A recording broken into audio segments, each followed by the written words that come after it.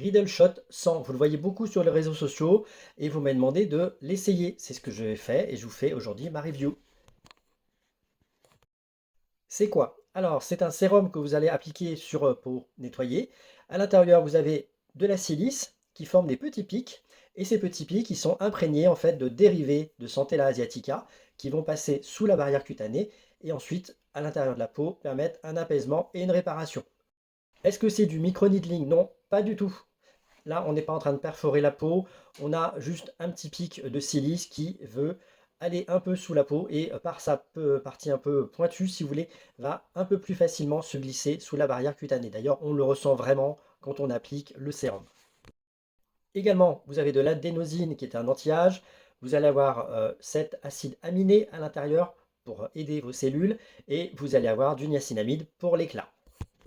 Alors le premier essai que j'ai fait, ma peau était pas du tout OK, c'est-à-dire que j'ai essayé, très localement, vraiment sur une toute petite partie et le lendemain matin, ma peau était vraiment très rouge, elle a pas supporté. Donc j'ai attendu que ma peau soit en meilleur état pour le réessayer et j'ai également fait essayer à un autre testeur qui est, mon chéri, voilà, qui a servi de cobaye.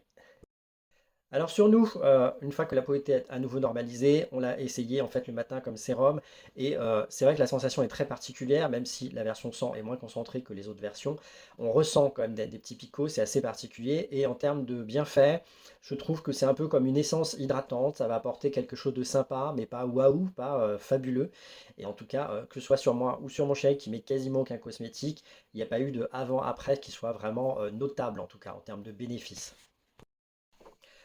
Mon point de vue, c'est que mettre du cica, qui est supposé être apaisant, avec des petits pics en fait de silice, ça me paraît un tout petit peu incohérent parce que du coup, vous allez chercher à apaiser alors que vous allez mettre quelque chose qui risque potentiellement d'irriter une peau sensible. Donc je ne le recommande pas aux peaux sensibles, je ne le recommande pas aux peaux qui ont une tendance rosacée, mais si vous avez une peau normale et costaud, vous pouvez essayer, que ce soit sur le visage, le cou ou les mains, puisque c'est multizone. Dans ce cas-là, vous pouvez essayer, voir si vous êtes compatible.